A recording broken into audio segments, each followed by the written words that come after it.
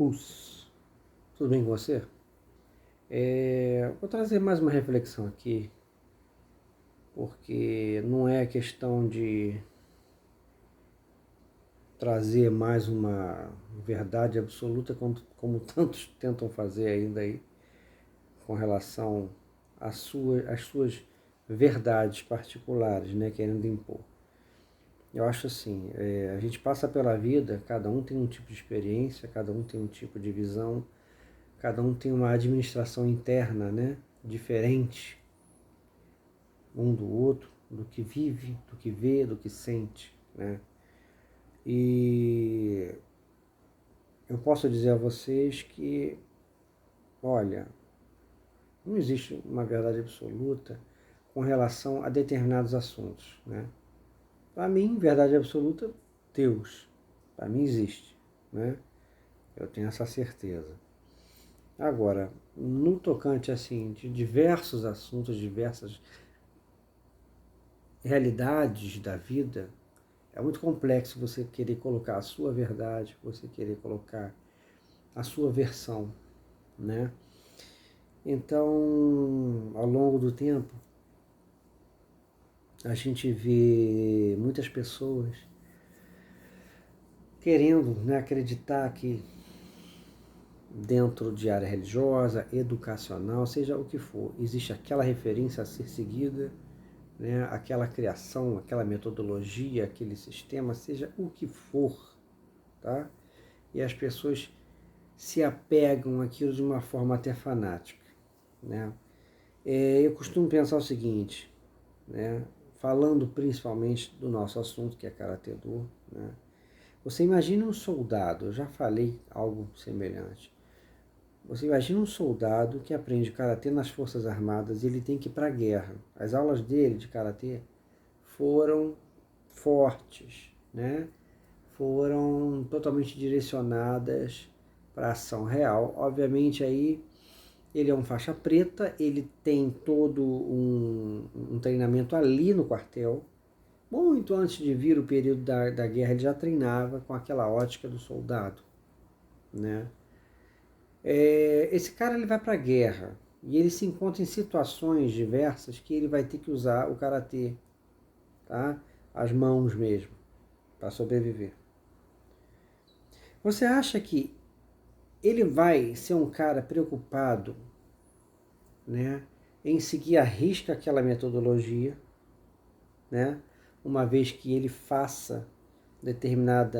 aplique determinada técnica ou determinado modo de uso daquela técnica que é ensinada, né, no sistema que ele estuda de karatê, e aquilo falha por algum motivo, às vezes uma falha por causa dele, etc.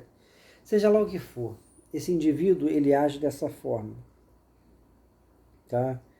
Você acha que ele não vai procurar um caminho, tá? Passou a guerra, ele quase morreu por causa daquela técnica e tudo, voltou, não é?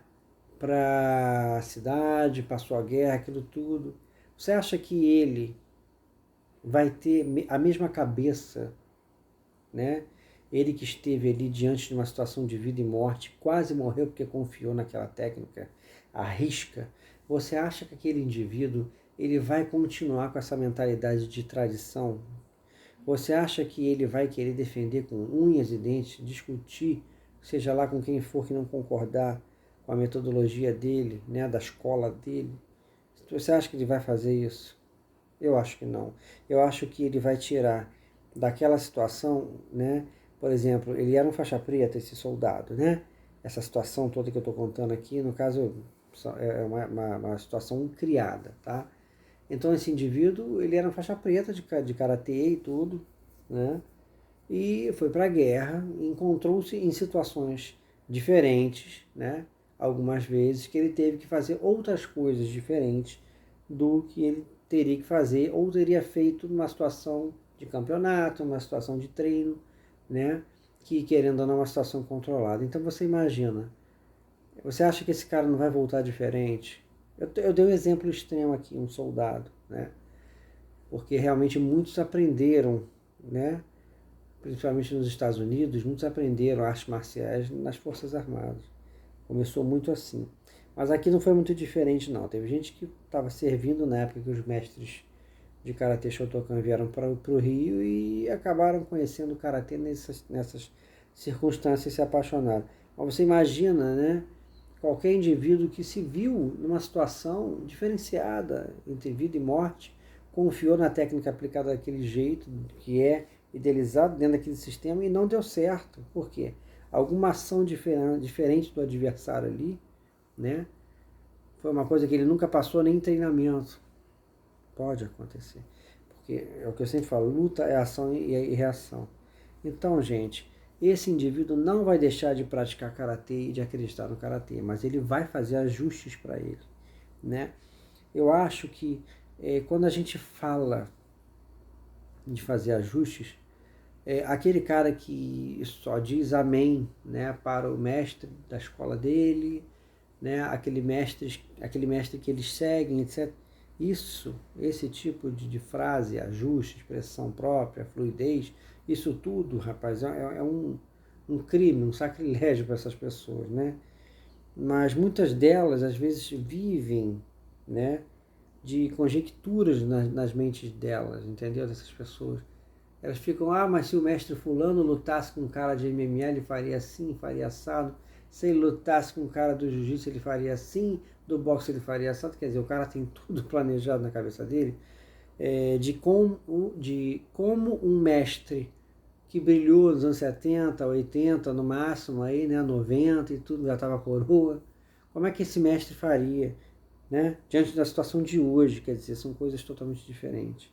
Você questionar, você trazer pensamentos, reflexões sobre esse tema, sobre uma arte marcial tradicional, não é você questionar essa arte marcial, né? Mas é você fazer pensar, é você falar, cara, a gente precisa pensar, a gente tem que ver que não é assim, entendeu? A coisa, foi nos apresentada de uma forma, nós vivemos algumas décadas de encanto com aquilo tudo, né, o mistério dos mestres orientais e tudo, mas de um modo geral, o tempo foi passando, a nossa experiência, nós ocidentais, né, de um modo geral, com a coisa foi tomando um modo próprio, uma particularidade. Com isso não estou dizendo que todo mundo ficou fera, todo mundo dominou. Não, muita gente é pangaré até hoje, mas tem muita gente boa, né? E as outras artes marciais também tiveram seus expoentes, seus grandes nomes, líderes e tal, e se desenvolveram também. Uns aprenderam, né, a lutar com a arte do outro. Então nós vivemos uma outra época em que sim, há um refinamento técnico? Não, não há. Em muitos do MMA não há um refinamento técnico, né? Assim como a parte técnica em pé do jiu-jitsu brasileiro, ela era mais pobre, né, do que o judô e o que o karatê, mas eles sempre dominaram plenamente o chão. Então, nada é perfeito, ninguém é perfeito, não houve tão profundidade em todos os aspectos, né, tanta profundidade, mas ninguém é mais bobo, né? Se ninguém é mais bobo, se a gente tem um mundo globalizado onde por aqui na internet a gente pode se comunicar com pessoas de fora, ver treinos que a gente não tinha acesso, né, nos anos 60, 70 e 80, principalmente, até 90, inclusive nos anos 90, nós não tínhamos acesso a como é que era um treinamento em Okinawa, né? Como é que eram as diferenças de uma forma mais latente dos sistemas de karatê. Nem todos de nós aqui do Rio de Janeiro, por exemplo, estou falando do Rio de Janeiro, tínhamos conhecimentos de como eram outros sistemas de karatê, além de Shotokan, que foi o sistema de karatê que mais brilhou, né? O mais que chegou e ficou, tá? Então, gente, nós tínhamos mais mestres de Shotokan e não se tinha conhecimento de Goju-Ryu no Rio de Janeiro, Shitoryu, Shorin, qualquer coisa. A verdade é essa. Talvez quem fosse mais entranhado soubesse. Agora os leigos, não. O Shotokan ia para outro bairro Shotokan, Zona Sul Shotokan, entendeu? Então, o mundo mudou. A gente tem que questionar determinadas coisas. Eu tenho falado muito, eu vou fazer um próximo vídeo explicando um pouco mais, né? Essa coisa do nosso Kamae, Se precisar levantar, vai fazer uma situação adaptada, né? Não vai estar deixando de usar aqui um nagashi, né? Aqui também, ou mesmo, né? Um Mayude Renério que aqui, um nagashi que aqui, seja o que for, vai bater, vai bater, vai bater, e assim vai, tá? E não é só se fixar nisso, é fixar também na raiz do Shotokan ali, onde você vai encontrar o Karatê de Okinawa, elementos de Kung Fu, né? E assim a gente vai fazendo o encontro do Shotokan com tudo que tem à nossa volta, tá? Então, gente, pensem nisso, pensem que muitas vezes lutar por uma tradição de um modo burro pode ser prejudicial, né? Ficamos anos ali fechados no próprio sistema, defendendo socos, né? Da mesma forma e tal, enquanto outros sistemas começaram a, né? Ver como é que lutam com esse, como é que luta com aquele, né? Então, o que é seguir uma tradição, né? Aquele soldado, ele não quer saber, ele quer saber de sobreviver, porque ele foi confiar na tradição e se ferrou. Isso pode acontecer com você, meu amigo, na rua, entendeu? Em qualquer situação de rua que você conte 100% com o teu sistema, você pode cair do cavalo. Acontece, tá? Outra coisa, essa situação também ocorria no passado, sabe? Determinadas tradições, pensamentos de tradição, veio com o tempo. Houve uma época em que essas artes marciais eram usadas ali no campo de batalha e a coisa tinha que ser funcional, porque não tinha segunda chance, tá? Então pensem nisso, pensem nisso. Pensem o quanto você deve ter a consciência de que o Karatê Shotokan é rico, né? Mas que ele tem que ser versátil, que ele não tem que ficar preso a uma realidade ali, tendo que vai te deixar, de uma certa forma, limitado em alguns aspectos, né? Pode haver a resistência que for de qualquer adepto de qualquer arte marcial tradicional, pode haver, tá? Sobre o MMA, sobre qualquer tipo de manifestação diferente do meio tradicional, né? Mas uma coisa é verdade, todos os lutadores, os artistas marciais, né? De caminhos tradicionais, que subestimam qualquer lutador de MMA, qualquer lutador ocidental, qualquer modo ocidental de se ver a arte marcial e lutar, pode cair do cavalo. Porque no meio do MMA tem pessoas preparadas fisicamente, tá? Não é só forte, é questão de condicionamento físico, acostumado a absorver pancada. Então, se você não pega o karatê e você não prepara para isso, você está no mundo da lua. Porque a arte marcial ela tem que ser viva, né? E o karatê Shotokan, ele, do Sensei Funakoshi até hoje, tirando a vertente esportiva, né? Muita coisa mudou nele. Ele foi um karatê em movimento. Nós tivemos o Sensei Asai para um lado, o Sensei Kanazawa para o outro, Sensei Kaze para o outro lado, Sensei Yahara para o outro lado, e assim foi, né? Então, existe essa realidade, existe essa questão, tá? Pensem nisso. Pensem na sobrevivência nas ruas. A gente tem que seguir uma filosofia? A gente tem que seguir uma filosofia, mas não necessariamente negligenciar o aspecto marcial. Tem que treinar makiwara, tem que treinar todo e qualquer treinamento mais rústico, porque se você tira aquilo ali, cara, tem um porquê de que desistir naquela tradição, aquela forma de treinamento, tá? Então, se você tira aquilo, alguma coisa vai ficar ali capenga, vai ficar meio, entendeu? Pensem nisso, pensem no quanto é importante, né? Treinar a coisa a rigor, no quanto o karatê pode ser completo se ele for usado de uma forma mais versátil, mais solta, né? As pessoas se prendem muito, por exemplo, a kamae.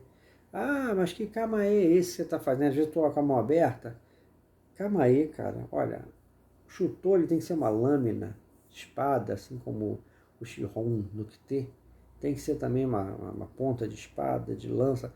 Meu amigo, não importa se eu vou estar aqui assim, se eu vou estar com o punho fechado, se eu vou estar, sabe, de qualquer forma. Sensei Asai era livre, Sensei Kaze também.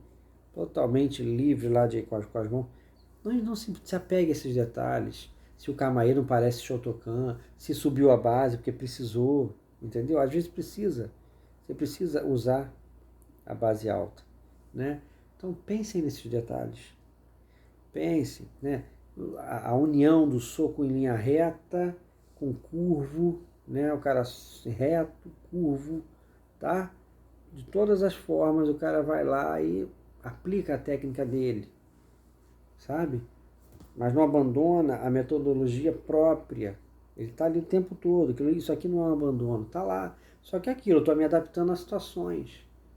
Pensem nisso, entendeu? Pensem que, cara, nós vivemos de uma certa forma à margem dos preconceituosos que dominam e comandam com seus altos graus, diplomas, né, o karatê. Então, o sensei Shinzo Matida tem feito um grande trabalho lá no Instagram, pelo menos eu tenho visto. Não lembro se ele tem canal no YouTube, mas eles estão sempre falando do sistema do Shotokan aplicado ao MMA, né? Existem outros profissionais que fazem um outro trabalho com Shotokan, colocando as suas concepções, eu coloco a minha, e todos nós somos discriminados. E olha que eu estou citando pessoas importantes. A família Matida é importante no Shotokan, assim como outro profissional que está sempre aí trabalhando, né, que veio do Shotokan também, um cara de grau de conhecimento ali no Shotokan, e é discriminado. Então todos nós que estivermos falando algo, desculpa aí que balançou, pelo Karatê Shotokan, mas se for algo que não está vindo de um puta mestre, um mestrão, né, e aparentemente desalinha, é inventor, é picareta, esse cara quer ganhar dinheiro, é sempre assim. Ninguém pensa numa arte marcial viva, né?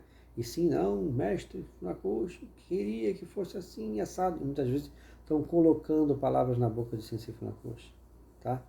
Pensem nisso, pensar em sobreviver, pensar no uso inteligente do karatê, uso para a realidade e não para agradar a tradição, porque cada escola de Shotokan segue o ritmo que foi criado ali pelo fundador da escola. Hoje já não é mais a JK há muitos anos, né? Só existe a SKF, a JKS, entre outras, e cada um deu a sua cara, né? Mas no geral, né, conversando inclusive com o sensei Daniel Santos, ele fala, olha, não é só o Shotokan, o próprio Goju-Ryu, né?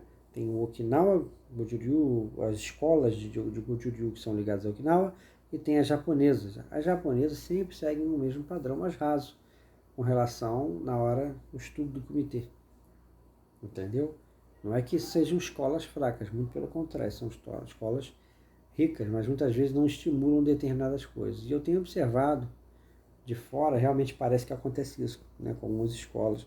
Outras estão aí buscando caminhos alternativos, por sua vez são basicamente desligadas das suas instituições, porque já não fazem só aquele programa de treinamento, né? Então as escolas são grandes empresas que ficam ali conduzindo, né, os atletas, sim, os praticantes de artes marciais, e os vendo como atletas e não como artistas marciais. E o pior de tudo, o pior é que nessas escolas, determinadas escolas, existem altos, sabe, adeptos de karatê, sabe? Você vê aí escolas com grandes mestres de karatê, que são humildes, são muito bons, inclusive, né? Mas eles seguem o programa do fundador, né? Seja o cara seja filho do fundador, ou se ele seja um aluno do ex-presidente daquela escola, e assim vai. É tudo muito complexo, né? Tem muita politicagem, né? Você seguir uma única metodologia é você estar preso a uma única verdade, né? Sobre o próprio Shotokan, né? Porque o Shotokan hoje é como o Juryu, tem várias escolas, né? Talvez não tantas quanto o Goju, mas tem, né, algumas escolas com pensamentos e formas de execução em detalhes diferentes. Então vamos pensar nisso, vamos pensar no karatê vivo, no karatê realmente para a realidade, como ele foi criado, né? E se você pega o Shotokan e usa de maneira ampla, ele não faz feio diante de arte marcial nenhuma. Pensem nisso. Ou